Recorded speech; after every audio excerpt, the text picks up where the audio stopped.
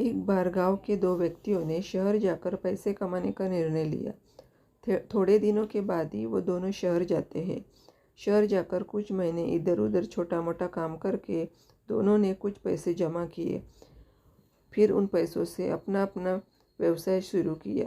दोनों का व्यवसाय चल पड़ा। 2 साल में ही दोनों ने अच्छी खासी तरक्की कर ली। व्यवसाय को फलता फूलता देख पहले व्यक्ति ने सोचा, अब तो मेरा काम चल पड़ा है, अब मैं तरक्की की सीढ़ियाँ चढ़ता चला जाऊंगा।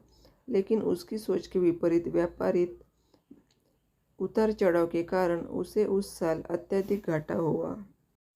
अब तक आसमान में उड़ रहा व्यक्ति यथार्थ के धरातल पर आ गिरा। वह उन कारणों को तलाशने लगा जिनकी वजह से उसका व्यापार बाजार की मार नहीं सह पाया। सबने पहले उसने उस दूसरे व्यक्ति के व्यवसाय की स्थिति का पता लगाया जिसने उसके साथ ही व्यापार शुरू किया था। वह यह जानकर हैरान रह गया कि इस चढ़ाव उतार और मंदी के दौरे में भी उसका व्यवसाय मुनाफे में है। उसने तुरंत उसके पास जाकर इसका कारण जानने का निर्णय लिया। अगले ही दिन वह दूसरे व्यक्ति के पास पहुंचा। दूसरे व्यक्ति ने उसका खूब आदर सत्कार किया और उसके आने का कारण पूछा।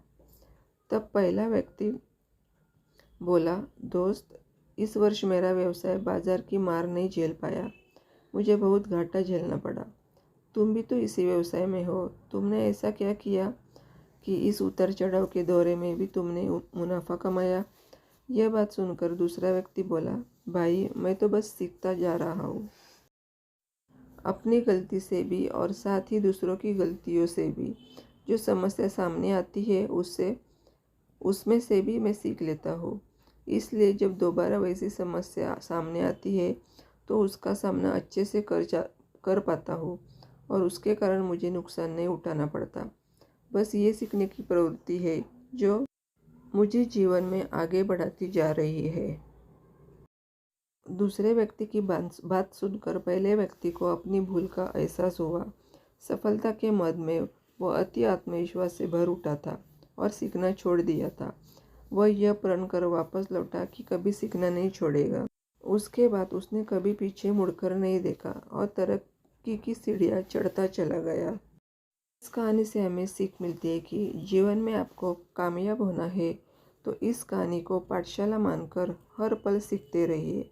यहाँ नित नए परिवर्तन और नए विकास होते रहते हैं। यदि हम स्वयं को सर्वज्ञता समझने की भूल करेंगे तो जीवन की दौड़ में पीछे रह जाएंगे, क्योंकि इस दौड़ में जीतता वही है जो लगातार दौड़ता रहता है।